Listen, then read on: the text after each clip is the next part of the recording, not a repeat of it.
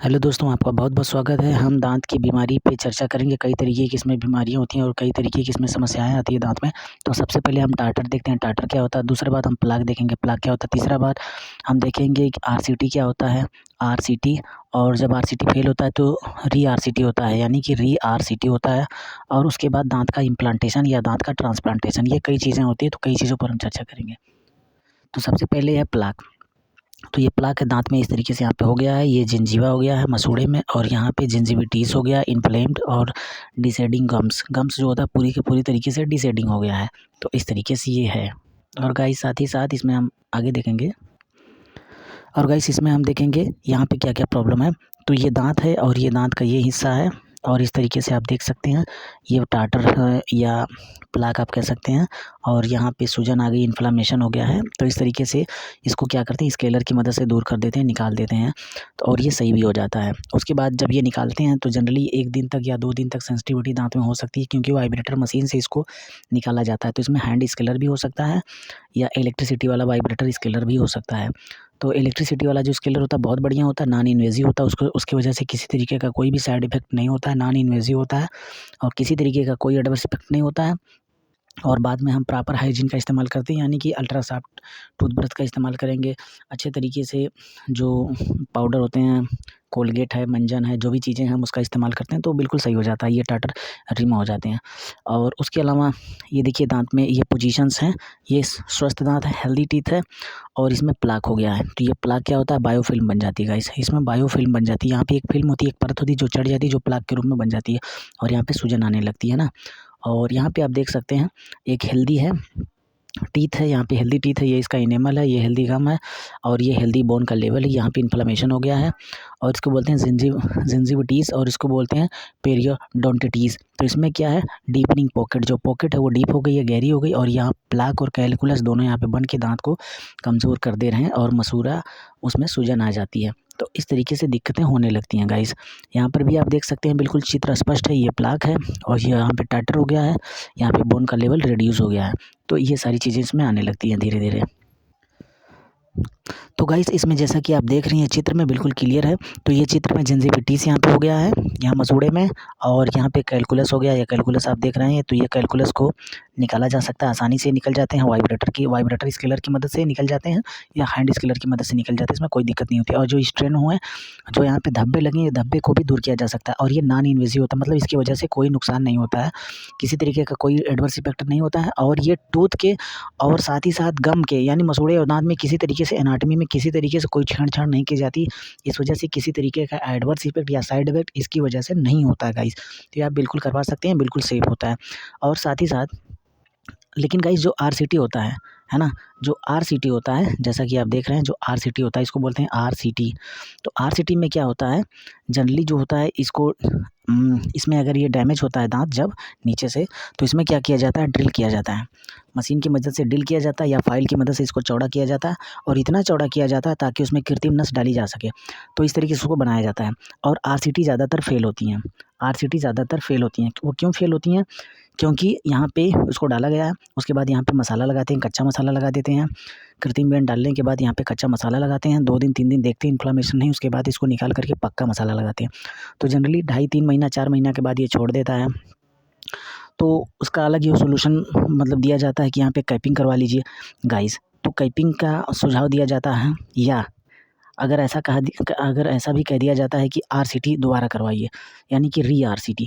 तो गाइस जब री आरसीटी होता है दोबारा, जब इसको डिसेक्ट किया जाता है तो इसको फिर से चौड़ा किया जाता है, तब और ज़्यादा ड्रिल मारी जाती है, और यहाँ तक फाइल डाल के इसको चौड़ा करते हैं। तो अलग अलग फाइल होती है, अलग अलग दांत के लिए अलग अलग नंबर की फाइल होती हैं, और उसमें अलग अलग आकार की नस होती है। तो उसका भी डायमीटर होता है ना, लंबाई और चौड़ाई और मोटाई होती है उसकी। तो जनरली उसका डायमीटर होता है, तो उसके डायमीटर इतना इसको छेद किया जाता है। जब री आरसीटी होती थी ये जो छेद होता है, जो होल बनाया जाता है, चाहे वो फाइल की मदद से बनाया जाए, चाहे वो ड्रिल की मदद से बनाया जाए, ये छेद चौड़ा हो जाता है, जिसके कारण से ये दांत धीरे धीरे कमज़ोर हो जाता है। और गाइस जब इसमें ड्रिल की जाती है तो ये जब छेद चौड़ा हो जाता है तो इसको कैपिंग के लिए वो बताते हैं डेंटिस्ट।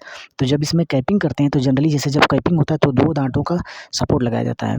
तो उसमें क्या करते हैं, थोड़ा सा इसको भी घिसते हैं, इसको भी घिसेंगे, इसको भी घिसेंगे, इसको ज़्यादा घिस देते हैं, 2 mm 3 mm 2.5 mm जो भी इसको घिसते हैं और थोड़ा सा इसको भी घिस देते हैं। तो गाइस जब इसको घिस दिया जाता है और इसके ऊपर से जब कैप चिपकाया जाएगा, लैब से वो बन के आता है, सांचा ले लेंगे, उसके बाद लैब से वो बनवा करके उनको यहाँ पे लगाया जाता है। तो गाइस जब ये इसमें जब इसको थोड़ा थोड़ा खुरच दिया गया है, थोड़ा थोड़ा इसको छोटा कर दिया गया है और इसको थोड़ा ज़्यादा छोटा कर दिया जाता है ताकि इसको कैप पहनाया जा सके। कैप क्या होता है? कवर होता है या ब्रिज कह सकते हैं। तो ब्रिज भी लगाया जाता है, तो जो क्या करता है कि बगल के दांतों पे सपोर्ट रखा जाता है, तो बगल के दांतों को भी ड्रिल करना पड़ता है, तो बगल के दांत भी कमज़ोर हो जाते हैं।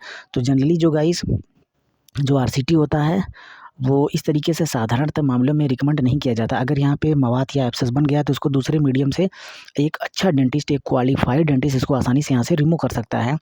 या कोई ज़रूरी नहीं है कि हर मैटर में आरसीटी ही किया जाए, या आरसीटी के बाद यहाँ पे कैनाल या सॉरी यहाँ पे मतलब कि वहाँ पे कैपिंग की जाए या ब्रीजिंग की जाए। क्योंकि अगर कैपिंग या ब्रीजिंग की जाए कि जब इसको रगड़ा जाएगा, इसको तो रगड़ा ही जाएगा और इसको भी रगड़ा जाएगा, तो ये भी डैमेज होने लगते हैं कुछ दिनों के बाद और इस तरीके से इसमें समस्या आने लगती है। तो ये बहुत अच्छा विकल्प नहीं होता है। इस तरीके से देखिए फ़ाइल की मदद से इसको साफ़ किया जाता है, यहाँ तक फ़ाइल डाल दी जाती है और गाइस पूरा यहाँ तक रूट तक फ़ाइल को डाल दिया जाता है और इस तरीके से यहाँ पे रबर का डैम लगा होता है और इस तरीके से जो पल्प होता है उसको रिमूव कर लिया जाता है या इन्फ्लेट कर लिया जाता है और वहाँ पे नस डाल के और यहाँ पे मसाला भर दिया जाता है। उसके बाद 1-2 दिन के बाद पक्का मसाला डाला जाता है और ये अस्थाई चीज़ नहीं होता है गाइस। इसकी वजह से दांत काफ़ी लंबा नहीं चलता है, क्योंकि जो ड्रिल किया जाता है उसके बाद अगर सही से मसाला नहीं भरा गया या नीचे से पस बन रहा है तो उसके बाद री-आरसीटी करते हैं, अंत में घुमा फिरा के उसको उखाड़ना ही पड़ता है, वो उखाड़ देते हैं। तो इसलिए गाइस आप यहाँ पे देखिए कुछ इस तरीके से ये चित्र है। यहाँ पे देखिए एक्स-रे की मदद से यहाँ देखा जा सकता है इसकी पोजीशन क्या है, कहीं एब्सेस तो नहीं बना है। अगर कहीं इसके अगल-बगल एब्सेस बना है तो उसको देखा जाता है, उसी के हिसाब से इसमें आरसीटी की जाती है। तो जहाँ पे ज़रूरी होता है वहीं पे आरसीटी करते हैं, हर मैटर में आरसीटी नहीं किया जाता है। तो जनरली बच्चों में हो गया, बूढ़ों में है या वयस्कों में है, तो इस तरीके से पहले उसको देखा जाएगा। अगर आरसीटी लायक रहेगा तो आरसीटी करेंगे, नहीं तो आरसीटी नहीं करेंगे। तो आप एक अच्छे क्वालिफाइड डेंटिस्ट के पास जाइए ताकि जो वहाँ पे वाजिब हो, जो आवश्यक हो वही काम करे, ना कि हर मैटर पे वो आरसीटी कर दे या री-आरसीटी परफॉर्म कर दे, उसके बाद कैपिंग करे, उसके बाद दाँत को ही उखाड़ के फेंक दे, उसके बाद नया दाँत ट्रांसप्लांट करवाया जाए। तो ये तरीका सही नहीं होता है और इसकी वजह से दाँत हेल्दी नहीं रह सकते हैं। तो आप एक अच्छे डेंटिस्ट से कंसल्ट करिए। और गाइस यहाँ पे अगर हम देखें, अगर हम और पॉइंटों की बात करें तो गाइस यहाँ पे देख लीजिए आप, यहाँ पे ट्रांसप्लांट किया गया है तो इस तरीके से यहाँ पे पूरा स्क्रू की तरह फिट किया जाता है, इसमें भी फिट किया जाता है। ये आर्टिफिशियल होता है, इसको यहाँ पे लगा दिया जाता है और इस तरीके से पूरा बिल्कुल फिट हो जाता है ये एकदम। फिर उसको निकाल के आप साफ़ भी कर सकते हैं, कोई दिक्कत होती थी यहाँ स्किन, इसको बोलते हैं टीथ ट्रांसप्लांटेशंस, है ना। और उसके बाद यहाँ पे भी वही चीज़ है, यहाँ पे देखिए, यहाँ पे देखिए। तो गाइस इसमें तमाम सुविधाएँ होती हैं, इसमें पूरा का पूरा दाँत और पूरा मसूड़ा यानी उसी शक्ल जैसा, उसी रंग जैसा मसूड़ा भी तैयार कर दिया जाता है और उसको बढ़िया से फिट कर दिया जाता है, पहना दिया जाता है।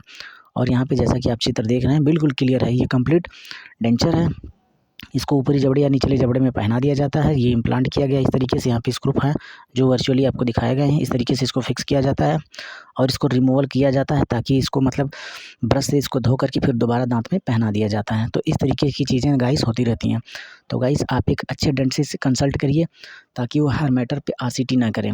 जैसे कि यहाँ पे अगर मछली का कोई कांटा चुभ गया है तो वो कांटा, मान लो वो कांटा अगर यहीं पे है, मसूड़े में घुस गया है और अंदर इंजर्ड ज़्यादा नहीं हुआ है तो उसको इन्फ्लेमेशन को ठीक किया जा सकता है। ऐसी बातें नहीं हैं, उसको वैसे ही ठीक किया जा सकता है।